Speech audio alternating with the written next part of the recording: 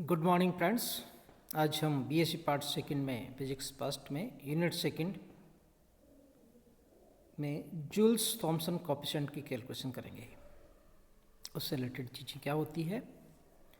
Last turn पे हमने पढ़ा था कि जूल थॉमसन इफेक्ट क्या होता है कि यदि किसी भी गैस को एक पोरस पॉट से गुजरा जाए, सलंद्र पात्र से गुजरा जाए, तो due to change in the pressure ताप में परिवर्तन होता है और इसका मापन हम जूल थॉमसन प्रभाव से कर सकते हैं।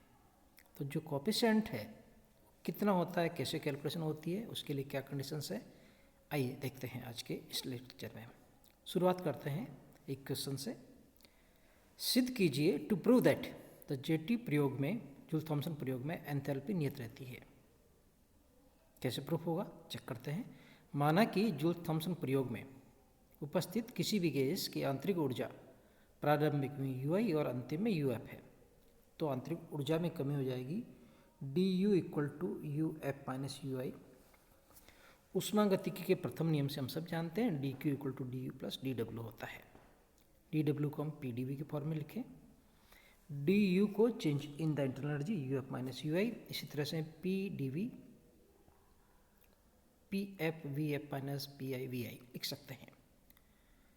परंतु जूल्स थॉमसन प्रभाव के लिए हम सब जानते हैं dq इक्वल टू 0 है, क्योंकि बाहर से कोई ऊर्जा का आदान प्रदान नहीं होता।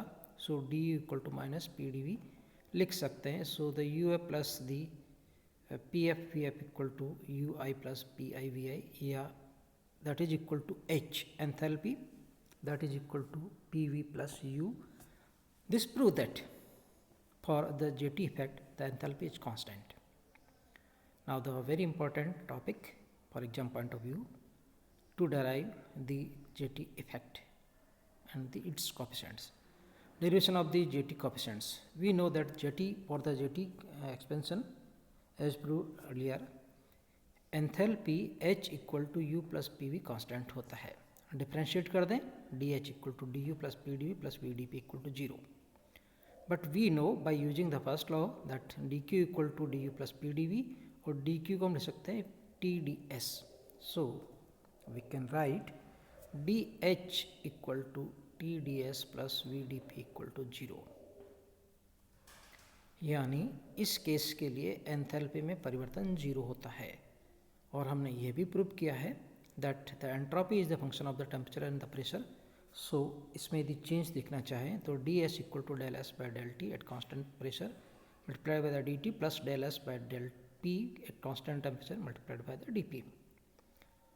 So इक्वेशन सेकंड से जो मिलता है हमें एंथैल्पी कांस्टेंट से ds by dP equal to minus V by T, और इसको हम TDS लिख दें यदि, तो हमें आ सकता है माइनस वी डी रखने पर हमें जो रिजल्ट प्राप्त होता है वो आता है T multiplied by the del S by del T at constant pressure multiplied by the DT plus del S by del P at constant temperature dP equal to V D P.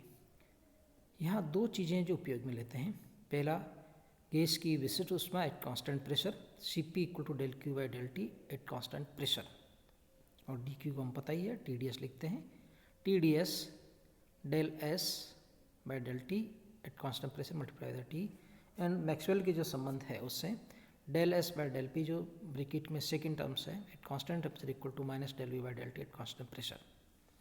दोनों को यदि substitute कर दिया equation 4 में तो मिलता है हमें CpdT plus minus of the T del V by del T at constant pressure plus V multiplied by the dP। और ये अरेंज किया जाए dt के लिए, so this is equal to 1 by Cp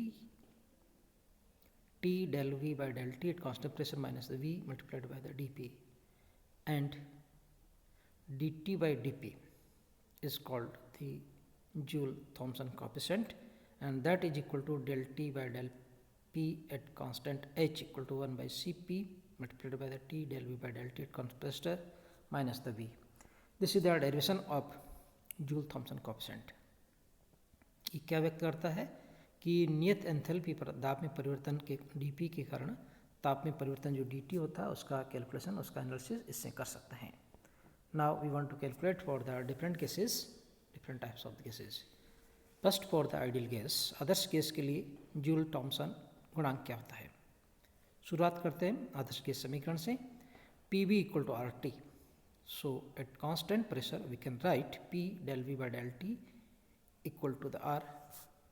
substitute कर दिया जाए del V by del T को R by P या that is V by T.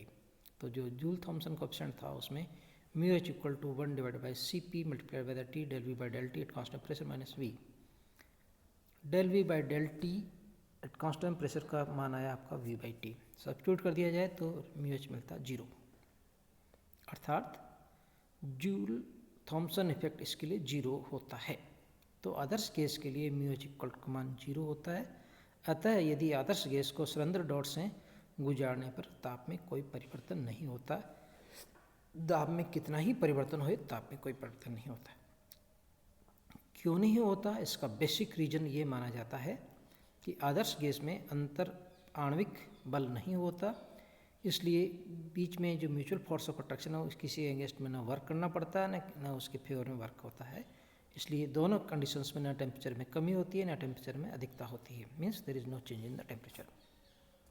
Now the second, to calculate the Joule Thomson coefficient for the van der Waals gas, जिनको हम real gas भी कहते हैं, उसके लिए कैलकुलेट करना चाहते हैं jetty coefficient.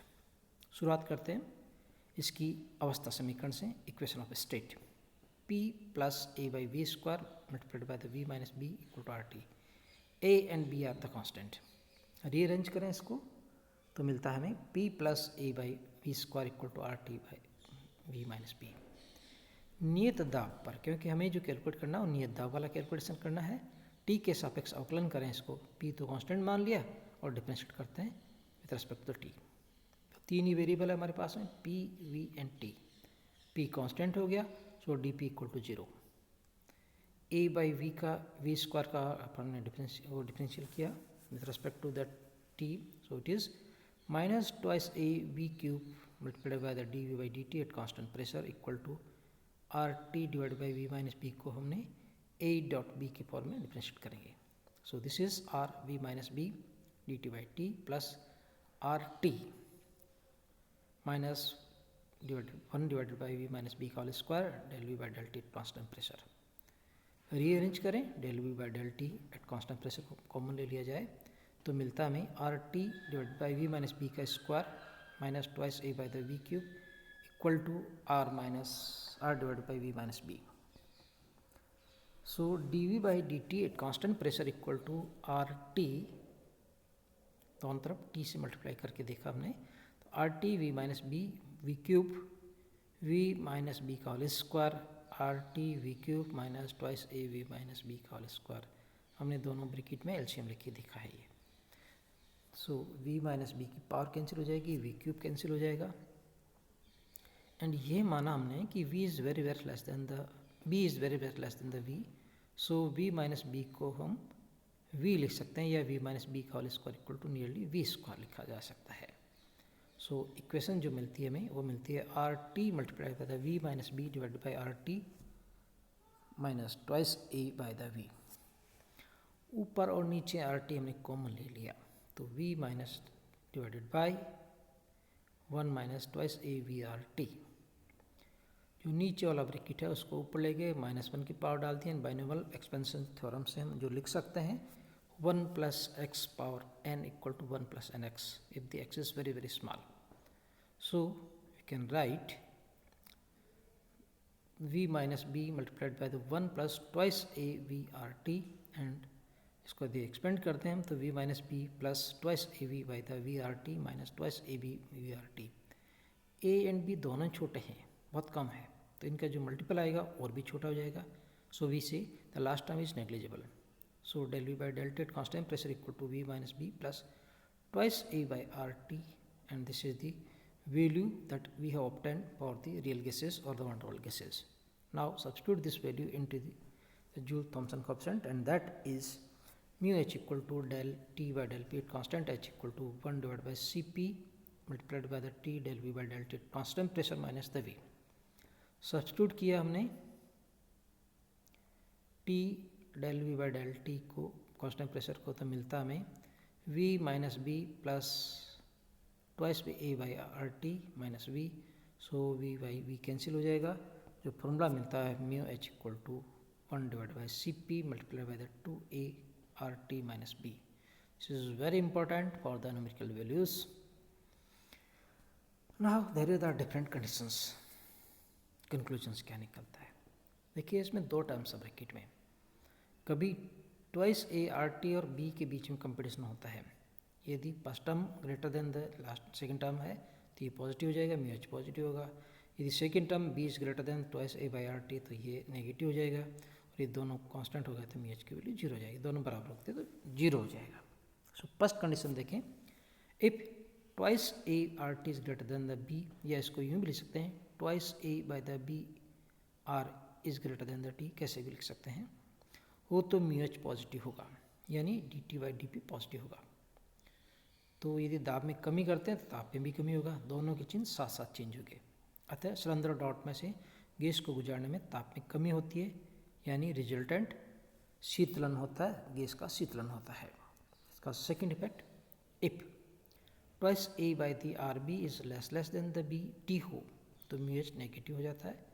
Mu H equal to del T by del P is negative होता है. तो यदि दाब में कमी होगी तो ताप उसका उल्टा चलेगा, यानी ताप में वृद्धि होगी.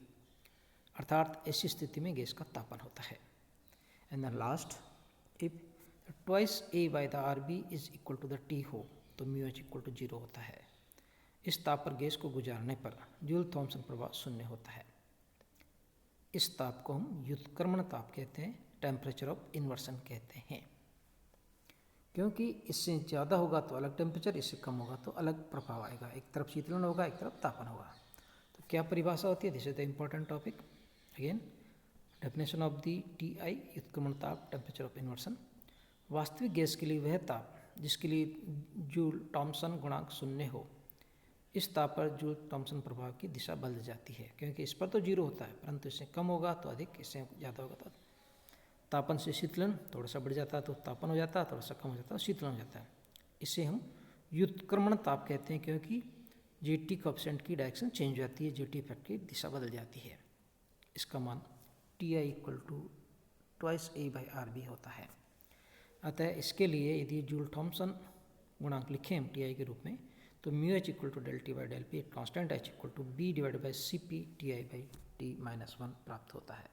सो this is all about the JT coefficient and JT effect. Thanks.